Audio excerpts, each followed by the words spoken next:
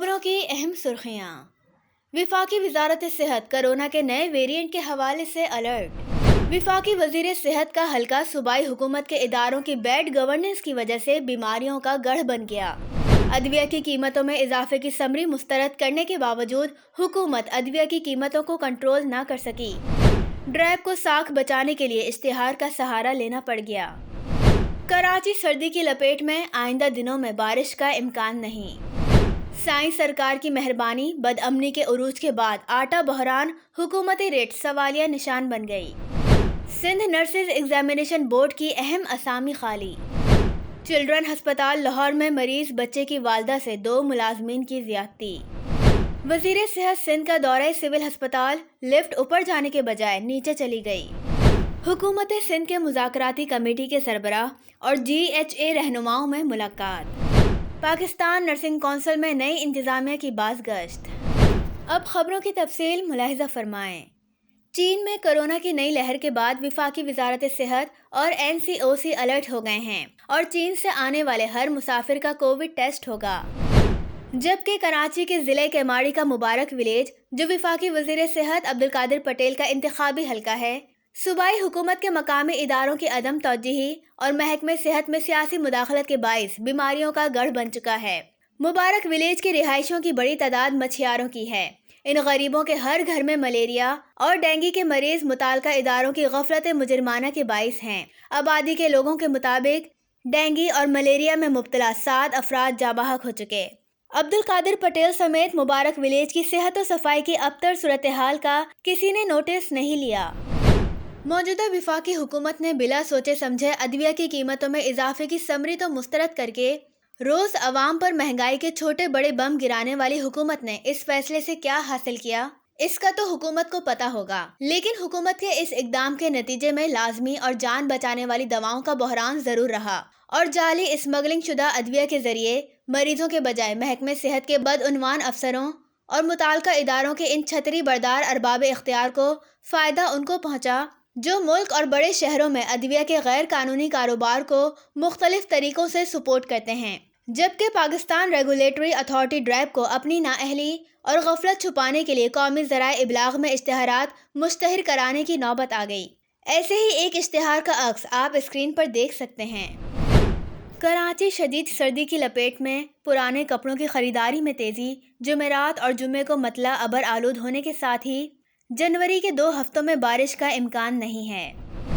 سائیں سرکار کی مہربانی اور غفلت مجرمانہ کے نتیجے میں ادویہ کی نایابی اور قلت کے ساتھ ساتھ ٹنڈو الیار، ٹنڈو آدم، شہداد پور سمیت صوبے کے اندرونی اضلاع میں آٹا جیسی بنیادی اشیاء آٹا 150 روپے کلو فروخت ہونے لگا۔ غریب گھروں میں فاقے کی نوبت۔ نااہل انتظامیہ کی بے حسی اور مجرمانہ غفلت کے باعث بچے بھوک سے سسک کر موت کے منہ میں جانے لگے۔ سرکاری سستے آٹے کا حصول خواب بن گیا۔ آٹے کی قیمت سونے کے بھاؤ میں چلی گئی۔ چلڈرن ہسپتال لاہور میں نائب قاصد شعبان اور سینیٹری ورکر بابر جھانسا دے کر مریض بچے کی ماں فرح کو ہسپتال سے باہر بلا کر زیادتی کرتے رہے۔ پولیس نے ملزمان سے بھاری رشوت لے کر ملزمان کے خلاف قانونی کارروائی کرنے کے بجائے متاثرین کو ڈرا دھمکا کر معافی نامہ لکھوا کر انصاف کا قتل کر دیا۔ چلڈرن ہسپتال انتظامیہ نے پولیس میں FIR درج کروانے سے انکار کر دیا۔ لفٹ آپریٹر ملزمان کو بچانے میں پیش۔ متاثرین نے وزیر اعلیٰ پنجاب اور وزیر صحت سے انصاف کی اپیل کر دی۔ سول ہسپتال کراچی میں جمعے کے روز وزیر صحت و بہبود آبادی ڈاکٹر عذرا فضل پیچو جب بچوں کی OT کمپلیکس کی عمارت کا سنگ بنیاد رکھنے کے لیے لفٹ میں سوار ہوئیں تو زائد افراد کے لفٹ میں سوار ہونے سے لفٹ اوپر جانے کے بجائے ڈگ میں نیچے چلی گئی اور تقریباً 10 منٹ تک وزیر صحت لفٹ میں محصور رہیں، جس کے بعد لفٹ کا دروازہ توڑ کر وزیر صحت سمیت دیگر لفٹ میں پھنسے ہوئے لوگوں کو بحفاظت باہر نکال لیا گیا۔ اس موقع پر وزیر صحت نے غصے میں کانٹریکٹر کے خلاف تحقیقات کا زبانی حکم جاری کیا، جس کے بعد کانٹریکٹر موقع سے غائب ہو گیا۔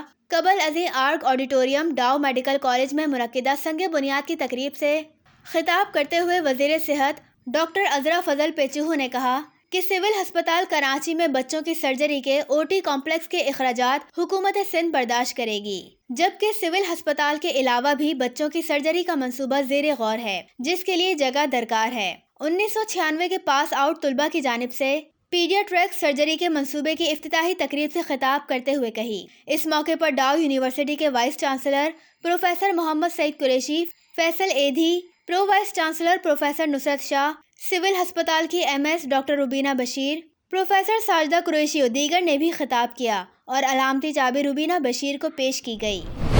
سندھ نرسز ایگزامینیشن بورڈ کی کنٹرولر کی اہم اسامی: بورڈ کی کنٹرولر روبینہ شر کی گریڈ 19 میں ترقی اور اس کے بعد بحیثیت نرسنگ اسکول قطر ہسپتال پرنسپل تقرری کے بعد سے ہفتوں گزرنے کے باوجود محکمہ صحت کے حکام کی غفلت کے باعث مذکورہ اہم اسامی خالی ہے۔ جمعرات کی شب حکومت سندھ کی مذاکراتی کمیٹی کے سربراہ صوبائی وزیر ناصر حسین شاہ اور گرینڈ ہیلتھ الائنس کے چیئرمین ڈاکٹر محبوب نناری و دیگر کے مابین اہم تفصیلی ملاقات ہوئی۔ ملاقات کے دوران GHA کے عہدیداروں نے صوبائی وزیر کو ان کا وعدہ یاد دلاتے ہوئے کہا کہ 3 روز تو ضیاء الحق کے 90 روز والا معاملہ ہو گیا ہے، جس پر ناصر حسین شاہ نے مسکراتے ہوئے کہا کہ ہم بھٹو کے جیالے اور عوامی وعدوں کو پورا کرنے والے لوگ ہیں۔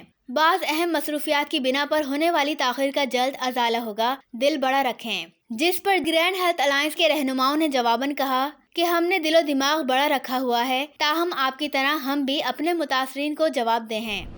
ادھر پاکستان نرسنگ کونسل میں آئندہ چند روز میں رجسٹرار سمیت دیگر انتظامی نئے عہدیداروں کی باز گشت نے نرسنگ مافیا کی نیندیں اڑا دی ہیں۔ اطلاعات کے مطابق اپنے منہ میاں مٹھو عبدالقیوم خان مروت نے بھی کرپشن بچانے کے لیے بلا واسطہ طور پر PNC کی صدر ڈاکٹر شازیہ سومرو سے معافی تلافی اور بہتر تعلقات کے لیے تڑپ رہے ہیں، تو ریٹائر بدعنوان رجسٹرار فوزیہ مشتاق گرفتاری سے بچنے کے لیے، سلطانی گواہ بننے کے لیے اور شیر خان یوسف زئی اپنے غیر قانونی ہاریزون اسکولوں کو بچانے کے لیے ہر قسم کی جھوٹی پیشکش کے لیے تیار بتائے جاتے ہیں۔ خبروں کا وقت ختم ہوا۔ خدا حافظ۔